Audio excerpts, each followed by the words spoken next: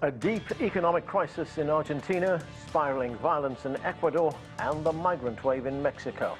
We will take a look at what's going on in Latin America. Hello, I'm Arnold Naidu, and this is The Heat.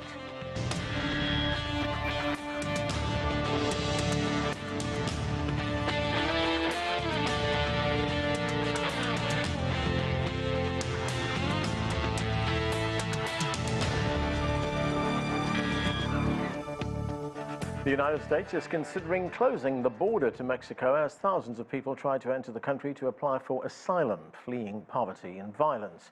In Ecuador, a country once considered an island of peace, the president there declared a state of emergency to fight crime, and in Argentina, the new president is trying to pass major reforms to curb inflation, which is at the highest level in the world.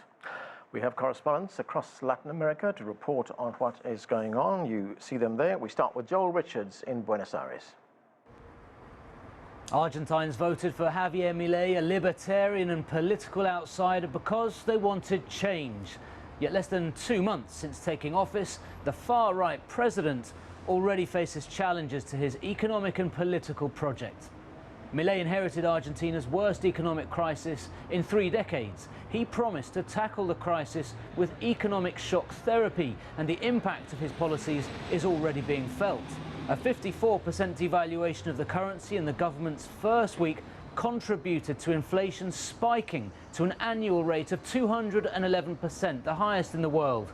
The outlook for the economy has now shifted dramatically. As recently as last October, the IMF expected Argentina's economy to grow by nearly 3% this year. Its latest forecast now expects the economy to contract by nearly 3%.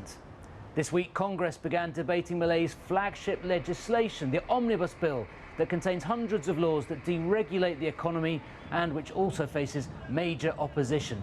Unions have already held a first general strike, and the government also faces regular improvised protests organised by WhatsApp groups as social tension increases. Now, we go to Michelle Beghe for more on the situation in Colombia. In Colombia, there are ongoing peace talks with several armed groups. This week, the largest remaining leftist rebel group, the National Liberation Army, commonly known by its acronym the ELN, extended a ceasefire by 1 week while they negotiate a longer-lasting truce. The government is also negotiating with another armed group called the EMC, a splinter group from the original FARC rebels who signed a peace agreement in 2016. With these negotiations, the government hopes to bring about what it calls total peace to end almost 6 decades of internal armed conflict that has left an estimated 450,000 people dead. But for countries like Colombia, what may have been once politically motivated conflict has now meshed with the ongoing drug trade. That is what Ecuador is also witnessing.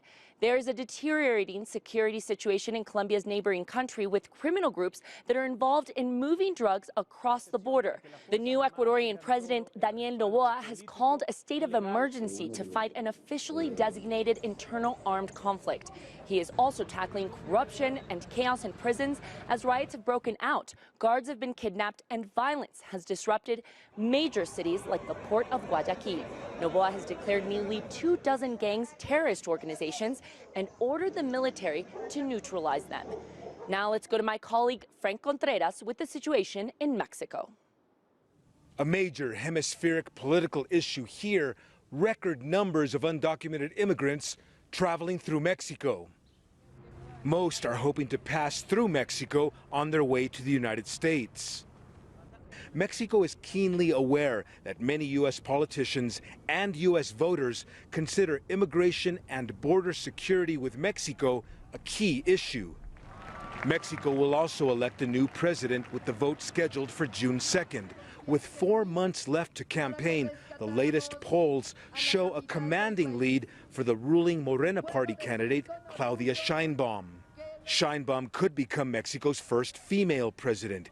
She knows that record numbers of Haitians are now inside Mexican territory, many of them fleeing violence and poverty back home.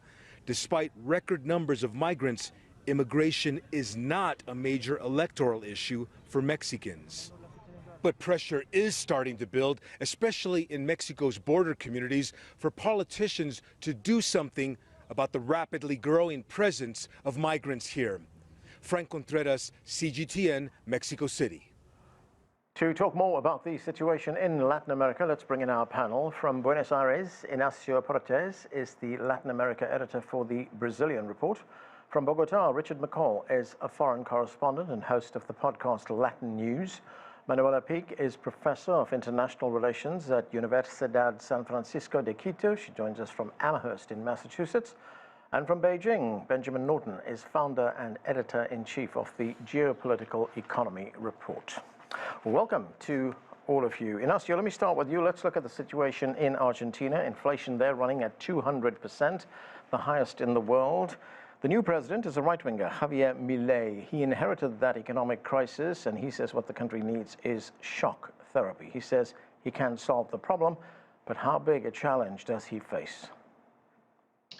Well, it is a big challenge because it is true that Argentina it's a country that always has macroeconomic crisis, but it came to a point in which all governments disappointed, center-left, center-right governments in the last 20 years have not been able to control inflation. And Milei offered something different to the public. He came saying that all these politicians were part of the same political caste that didn't want to tackle the real problems in Argentina, which he says are excessive spending and imprudent macroeconomics and so on. And so what's been new about him is that he has promised a road of very tough austerity, of a lot of blood, sweat, and tears, of suffering ahead, of sacrifice, let's say, during the next year, maybe even 2 years for the Argentine public. But he says this is going to yield fruits in the future.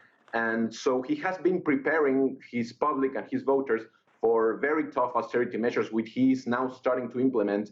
And he will have a challenge to see how much patience people have, how much they understand that he inherited problems, and how much they say, hey, you also need to eat. We also cannot tolerate infinite higher tariffs, higher taxes, shorter public spending, and so on. Richard, we had some figures from the National University of Salta which suggest that the informal sector in Argentina employs nearly half the workforce. That means that there is far less tax going to the treasury in the country. The president says he will shake up the economy. We just had the IMF, which approved a $4.7 billion package.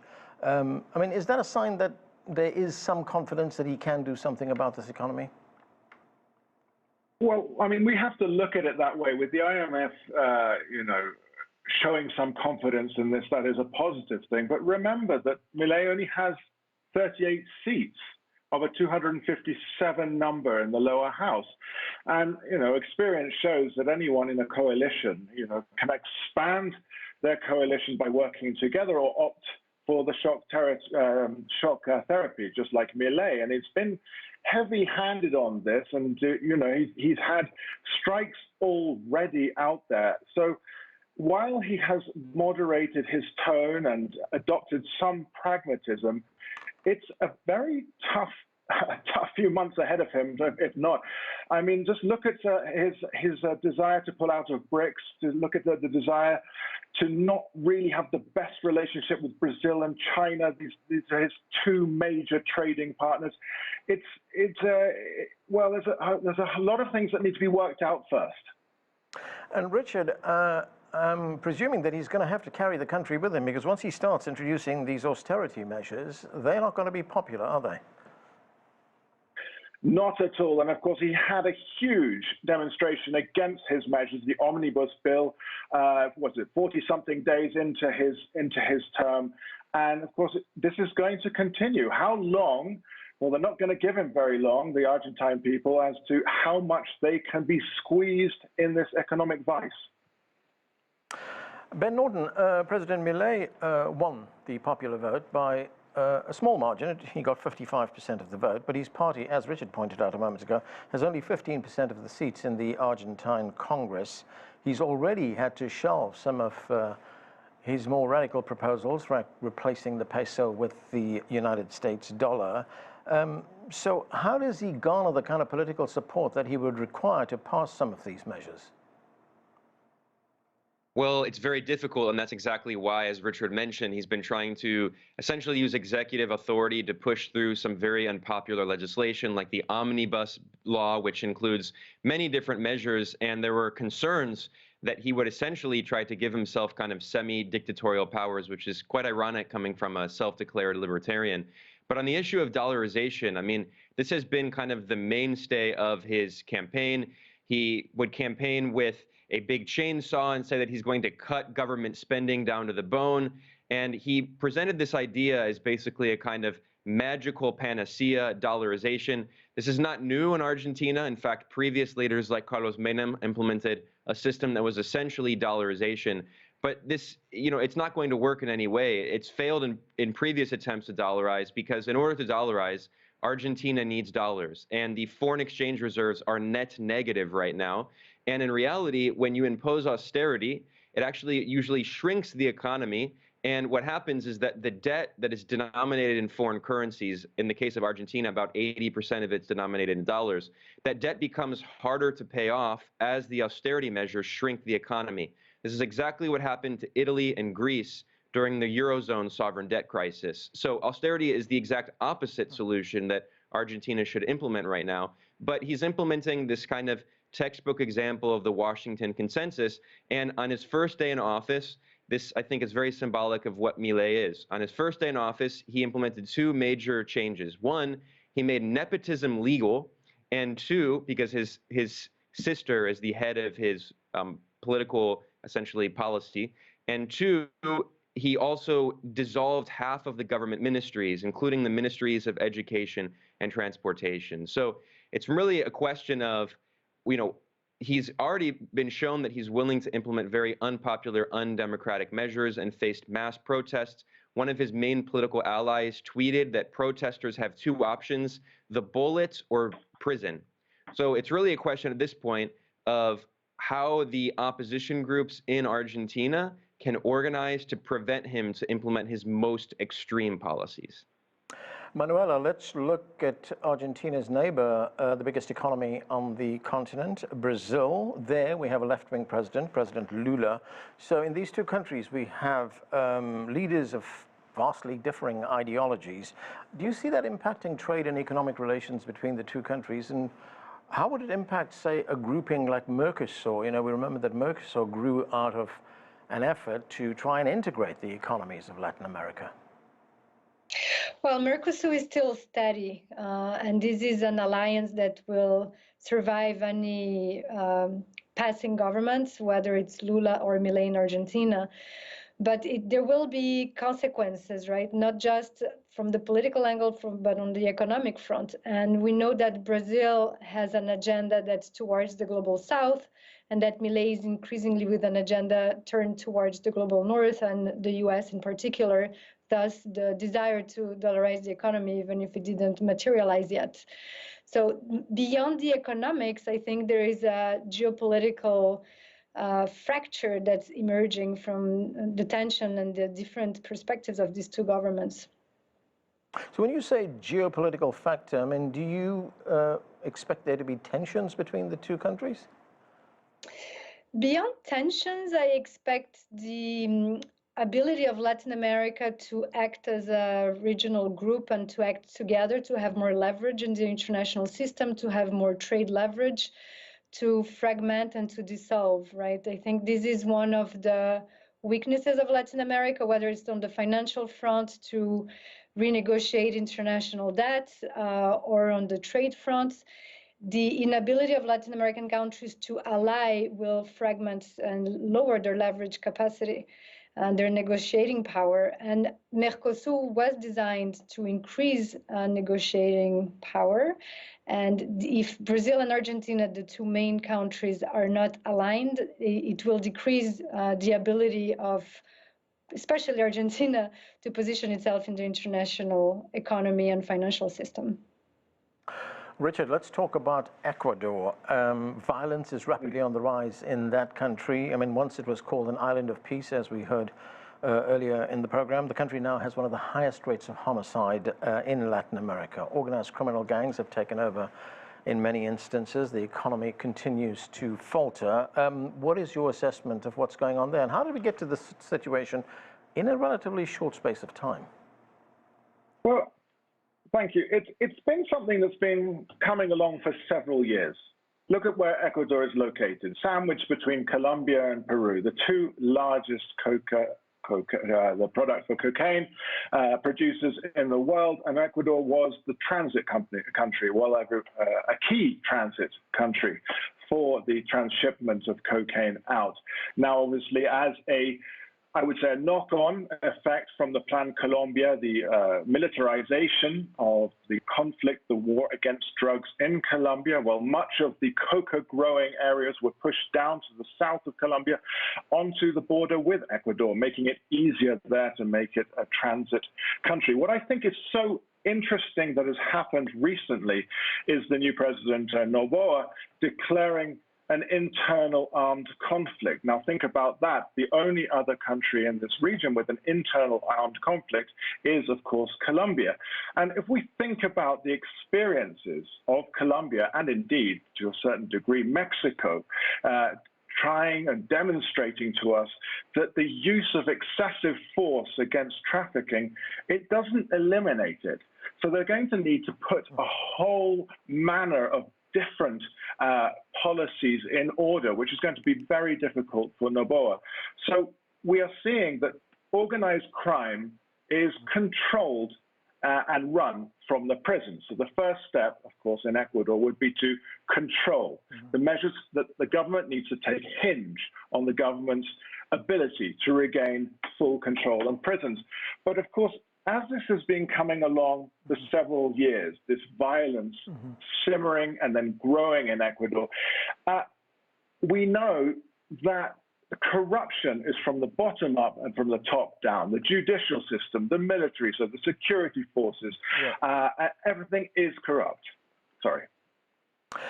Manuela, what is your view on the origins of the violence that Richard's been talking about there? You know, we heard from our correspondent, Michelle Bergay, just a few minutes ago, and she said that Colombia is negotiating peace deals with the ELN right now, but as we just heard, the violence has crossed the border into Ecuador. So what is the relationship between that peace process that is taking place in Colombia and the rising violence that we see in Ecuador? There's definitely a dislocation, right, a relocation of the narco economy that was located in Colombia towards Ecuador. But as Richard points, Ecuador is squeezed between Colombia and Peru, and about 80% of the production of cocaine of these two countries leaves through the ports of Ecuador to the US, Europe, China. So Ecuador has become a major site of export for many reasons beyond its geographical location. One is the level of poverty. There is extreme poverty in Ecuador. We estimate about 40% of Ecuadorians living in poverty or extreme poverty, and only a third of Ecuadorians have adequate employment. There is the fact that Ecuador is dollarized, right? So it's very easy for money laundering. It's very practical. There's the fact that it's a very failed state with a lot of structural corruptions from the government to the courts to the police and the military. So it's easy to buy your way into the government. And even the Minister of the Interior has recently recognized that there is no separation between organized crime and the government. Right, Manuela, the president of Ecuador, Daniel Noboa, he's been talking about the drug situation in the country. This is what he had to say. Let's listen. I think the region, not only Colombia, has allowed for this problem to grow in an uncontrolled way. We must stay together to fight this. It's a regional and worldwide problem. The consumption of these products is in the United States, in Europe. So Manuela, when we look at the problem of drug abuse and the violence that's linked to it, it seems that the problem is always addressed in the producer countries, never in the consumer countries. Is that part of the issue here? That's part of the issue. So, for instance, the U.S. is now doing a security cooperation agreement with Ecuador. But if with one hand, the U.S. is helping to solve the security crisis, and with the other, it continues to buy drugs, it's a problem. The other side of the problem is that all of the violence that's exploding in Ecuador is based on guns, right? There's a lot of guns circulating that are coming from abroad. So if the U.S. doesn't control guns within the U.S. and its export of guns, which Mexico is also complaining about it right now, the violence is going to continue to increase, generating not only violence, but very high levels of migration, and a crisis that keeps spilling over from one country to the next without ever being solved. Right. Benjamin Norton, the United States pumped millions of dollars into its Plan Colombia. That was to suppress the cartels in Colombia. And analysts, and as we've just heard on the show as well, these cartels moved elsewhere to Ecuador and to Mexico as well. Now, you tweeted recently, you said, and I'm quoting you here, you said, "I can't emphasize this enough. Ecuador's president is a right-wing billionaire, Failson, who was born in Miami, spent much of his life in the United States, and whose kids were born in Florida, and he's allowing the U.S. to turn all of Ecuador into a big U.S. military base."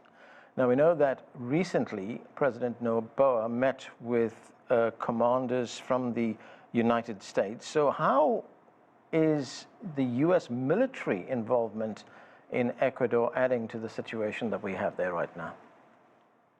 Well, you were absolutely right to draw parallels to Plan Colombia, which was a complete disaster. It led to large amounts of deaths. In fact, it often increased the violence because the supposed solution proposed by the U.S. military is clearly more militarization, and especially in marginalized communities in places like Colombia, where there are very poor people who often don't have many job opportunities.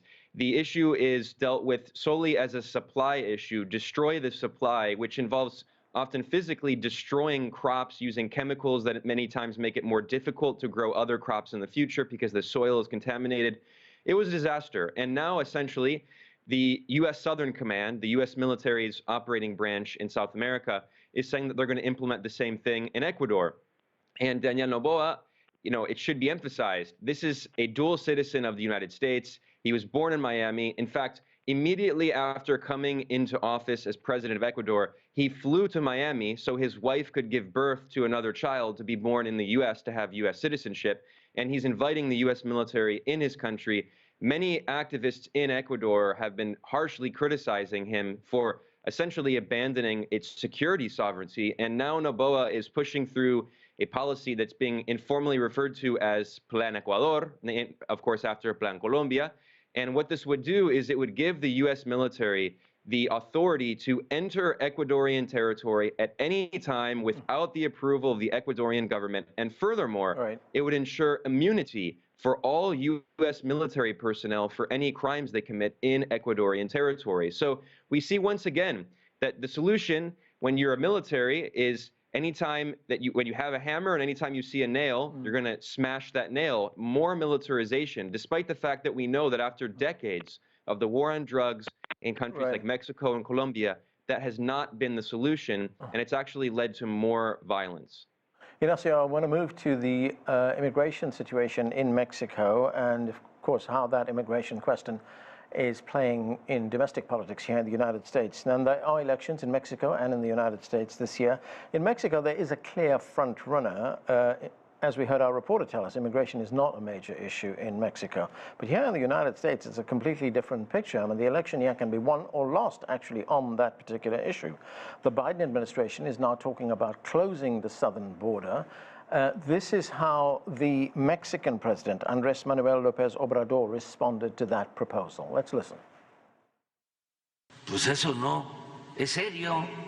Well, that's not realistic with all due respect. How are we going to solve migration problems with walls? How are we going to solve migration problems by closing the border? Why these proposals? Because elections are coming.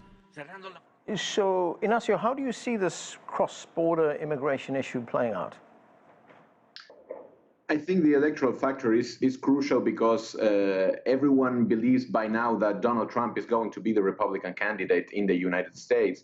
And Trump really changed the public discussion around migration in the U.S. by starting to use a very populist rhetoric against Mexicans, blaming Mexicans for crime, blaming Mexicans for economic insecurity in the United States, for economic problems and so on. And so now that the Democrats are in power, they feel that Trump could again push this agenda, and they haven't found the exact answer to this electorally. So they are trying to tighten the border in order to stop Trump from attacking them on migration issues. So I think that the populist dynamics of immigration discussion in the United States are leading to this closing the border policies in the South. Yeah, Richard, Mexico, of course, faces migration issues on both its northern and southern borders. I mean, we have thousands of people from Guatemala, Honduras, from Haiti entering Mexico, applying for asylum. In many instances, of course, their ultimate goal is to head north and try and enter the United States and apply for asylum here. So how does Mexico handle this?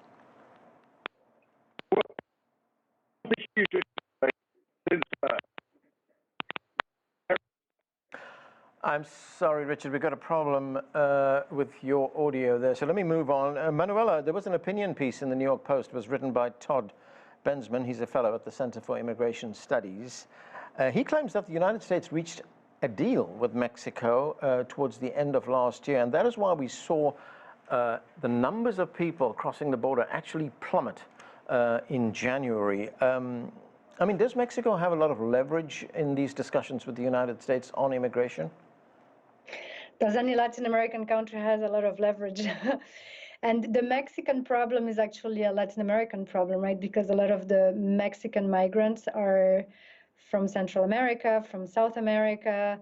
They're coming from other countries like Iran, Turkey, China. The world is coming to Latin America to take the route to the Darien Forest, to the border of Mexico with the US. So it's a question that is faced by the Mexican government, by Mexican politicians, but that is much bigger and broader than what Mexico can handle itself. Okay, Richard, I'm not sure whether you're back with us. Are you? No, Richard. Okay, let me go to Ben. Ben, what do you make of the current migration situation in Central America? Well, it's very important to look at the changes in the migrant populations in recent decades. So about 10 years ago, especially in the Obama administration, as Trump eventually came in, the plurality of the immigrants and refugees coming from Latin America were actually from Central America, in particular from the Northern Triangle. Especially you had Guatemala, El Salvador, and Honduras. And Honduras and El Salvador had some of the highest murder rates on earth. And of course, in many ways, we can look at the historical legacy of militarization and violence in the region. Especially, we have to talk about the wars in Central America in the 1980s that were fueled by the United States. But also in the case of Honduras, it's very important. Ben, I am sorry, I am going to have to interrupt you there. We have run out of time. Thanks to you, and thanks to everyone else for being on the show. That's it for this edition of The Heat. I'm Anand Naidu in Washington, D.C.